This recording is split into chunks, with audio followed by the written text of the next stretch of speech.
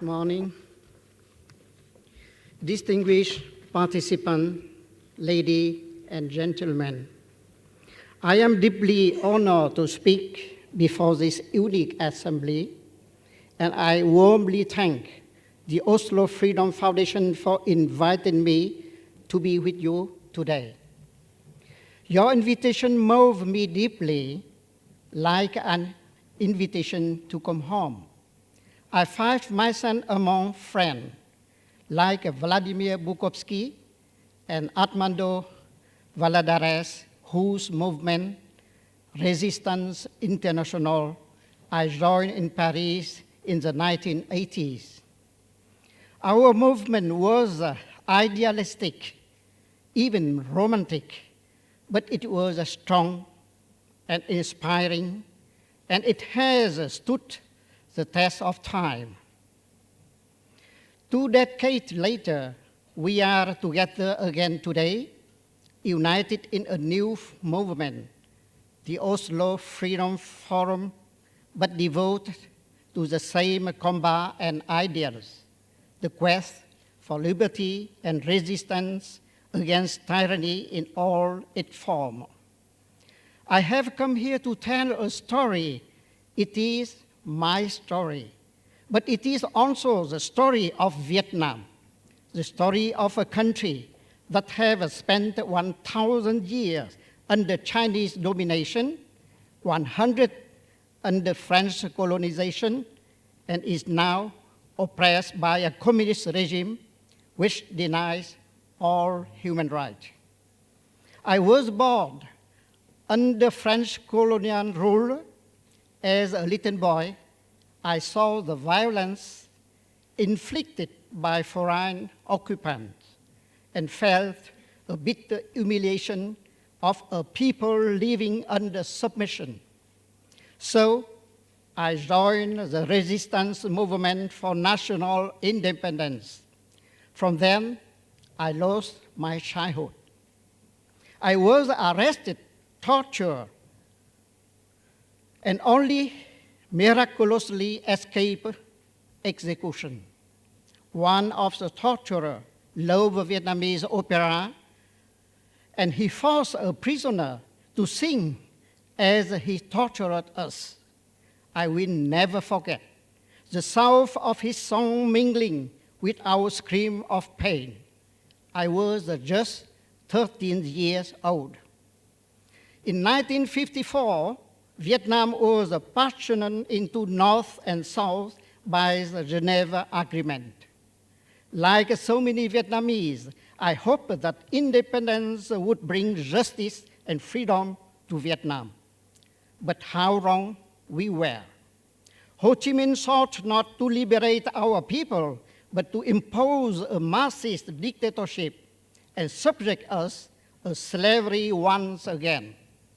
The Vietnam War in the 1960s brought a new cycle of suffering. I am a Buddhist, and at that time, I was a spokesman for the Unified Buddhist Church of Vietnam, so I decided to travel the world to plead for peace. When I came to Europe, for the first time, I suddenly realized that I was a human being with the right to live and laugh freely and without fear. I approached government and tried to explain that a peace solution made in Moscow or Beijing would not bring peace to Vietnam. But my words fell on deaf ears. When American troops withdrew, North Vietnamese tanks rolled in. As one war ended, another war began, as Hanoi stuck its iron fist on the whole population in Vietnam. Elie Wiesel spoke yesterday about the crime of silence, indifference, and the failure to speak out. In 1975, at the end of Vietnam War, this crushing criminal silence fell upon Vietnam. The millions of protesters who had called for peace fell silent. The Western press that so strongly denounced the horror of war said nothing as Hanoi threw millions into re-education camp, the Vietnamese Lao Gai, where they were worked and starved to death, or forced hundreds of thousands into new economic zone. They remained silent when 500,000 boat people perished tragically on the seas in their quest for freedom.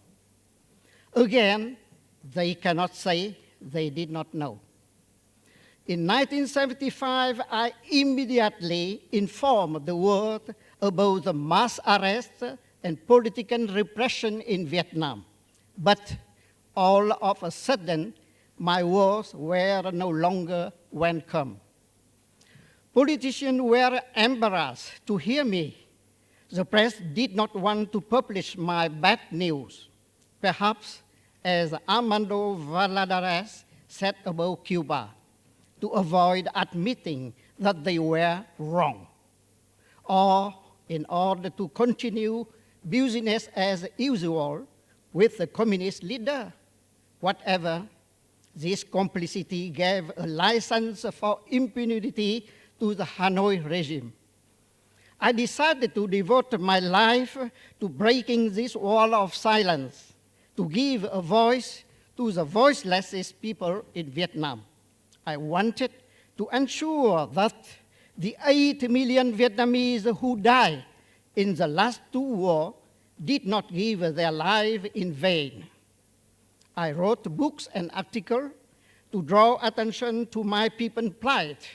I founded an underground magazine circulate in Vietnam, brought artists and writers together to keep Vietnamese culture alive and prevent Marxism from suppressing our values.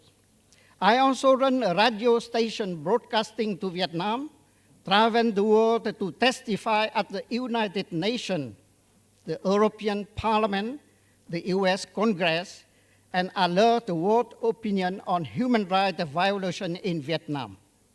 But the button is hard.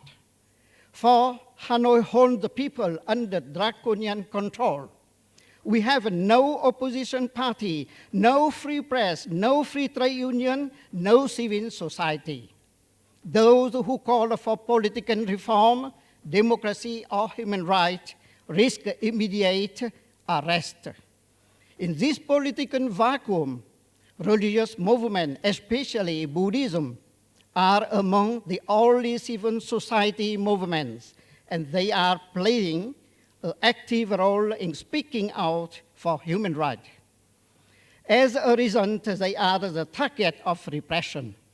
The Unified Buddhist Church of Vietnam, Vietnam's largest religious body, is banned today, and its members detained and harassed. Its leader, Buddhist monk Thích Quảng Độ, who has honored with a Rafto Prize in Norway in 2006, which I received on his behalf, is spending his 28th year in detention for peacefully opposing the regime. In recent years, Vietnam has opened its economy to a free market with socialist orientation, whatever this means. But their policy of đổi mới, economic opening under authoritarian control, has failed and led to serious human rights abuses in Vietnam. State corruption, power abuse, social injustice, exploitation, and forced labor are widespread. The poverty gap is rocketing, and social problems such as drug addiction, AIDS, child prostitution, and trafficking in women are rife. In a society with no rule of law, no independent judiciary, the people have no recourse against these evil and live in permanent insecurity, hardship, and fear. Fascism and communism are the two disasters of this century. But a third danger awaits us today. It is the alliance of dictatorship, be they from the left or right, from Africa to Asia to the America, who are joining forces to stifle voices of freedom in our world. They play a key role in the United Nations, named the axis of sovereignty, allying nations such as Cuba, Zimbabwe, Burma, Iran, China, Sudan, and Vietnam. Their aim is to prevent the globalization of democracy in our world. By uniting the voices of human rights here today, the Oslo Freedom Forum has made an important step forward to stem this evil alliance and open the door of hope. Vietnam is a test case. Hanoi is trying to prove that human rights are not needed, that they can build a democracy within a one-party state. If they succeed, it will create a terrible precedent, not only in Asia, but in dictatorship around the world. I ask you to join us in making sure that this will never happen. Thank you for your attention.